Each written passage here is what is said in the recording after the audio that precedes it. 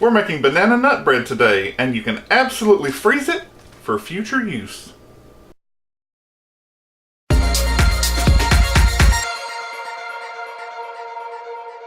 Welcome to Help at Home, your resource for great recipes and easy learning. I'm Jim Hightower. Today, we're making the best banana nut bread you ever tasted, and it's my mother-in-law's recipe. So, hats off and whatever else to Pam Shields' man, the best cook in the South. Grab your pen and paper. Here come those wonderful ingredients, and this is a double recipe to make 2 loaves. You'll need 4 eggs, 3 cups sugar, but this is absolutely a diabetic-friendly recipe. Just use 1½ cups of the Splenda sugar blend, 1 cup cooking oil, 3½ cups flour, 2 teaspoons baking soda, 1 teaspoon salt, 2/3 cup soured milk. You add 2 teaspoons of lemon juice to that and let it sit for 5 minutes. That's a fun experiment you've never done before. 6 mashed bananas and 1 cup chopped pecans. That's part of the goodness too. Preheat your oven to 325. Let's talk about bananas. They need to be ripe. So the nastier they look, the better. That just means the sugars inside are changing or something, and it means it's time to make banana bread. So when you're about ready to throw your bananas away, that's the time to make banana bread. See this nastiness? That darkness, that's just goodness. And the first time I made banana bread, I was like, that is so disgusting. You just take these and cut them along. See, look at all that grossness. But it's yummo.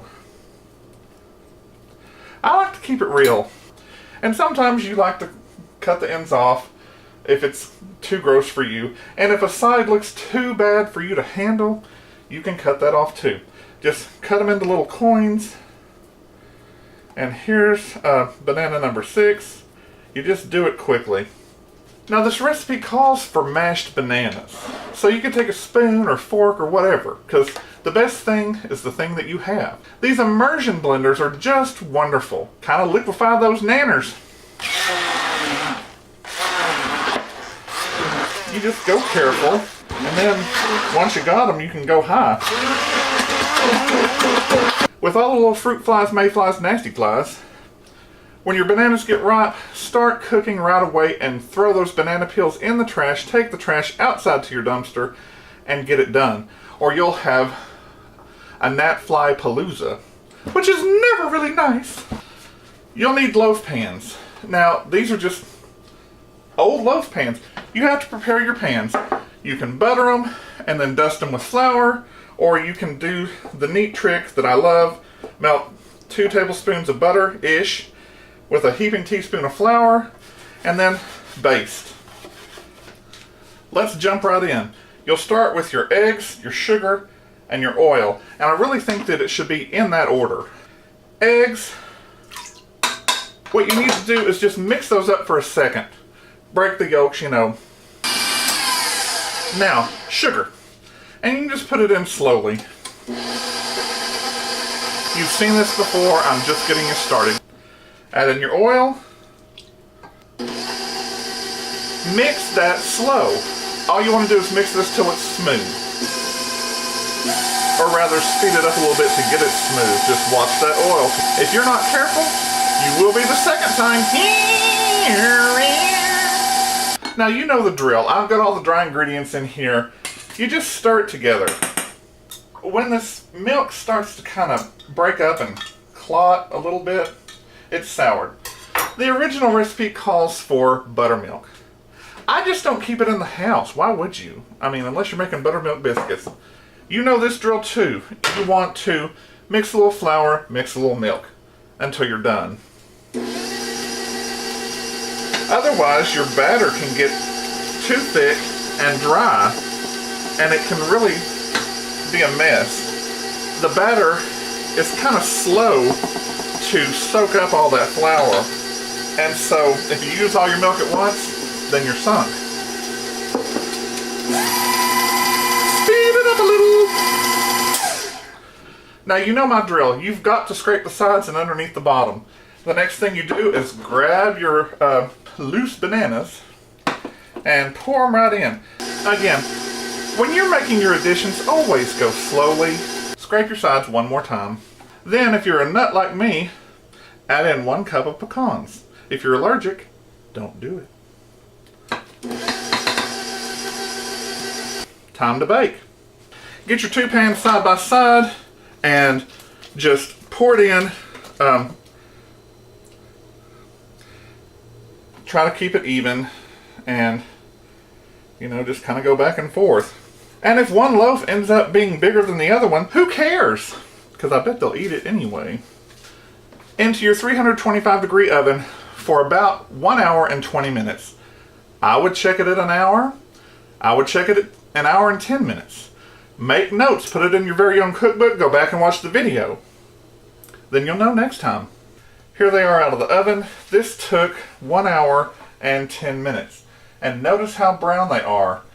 That scared me the first time I made it years ago because I was afraid they were burned. But remember, bananas are a high sugar fruit, even though they're a high fiber fruit. And also we added 3 cups of sugar, so sugar browns, and it certainly did here. Let these cool for 10 or 12 minutes, and then we'll unmold them onto the cooling rack to cool. One way that I knew they were done, aside from doing my little cake tester that came out clean, was I noticed that they had started shrinking from the sides, and maybe you can see that there.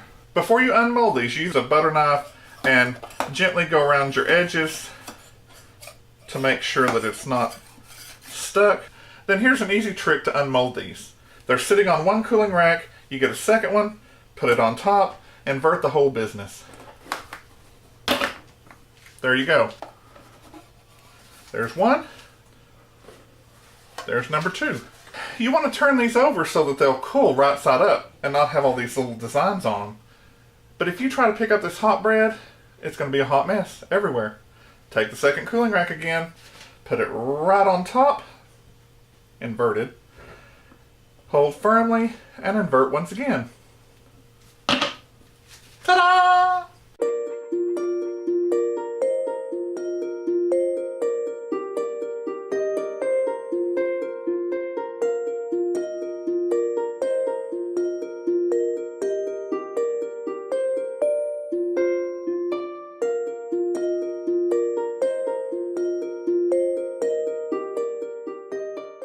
Storage tips.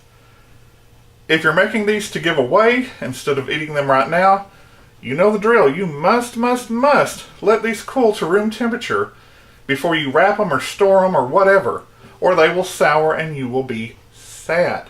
And nobody wants that.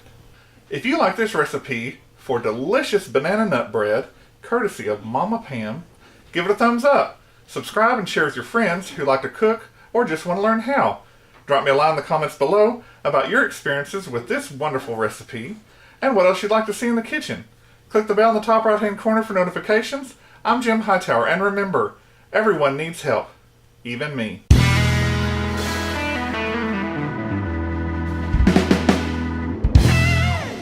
But these emotion, it's a very brown thing because of the sugar and the bananas. I keep saying bananas. All you have to use, flopper. Your banana, I'm a nut.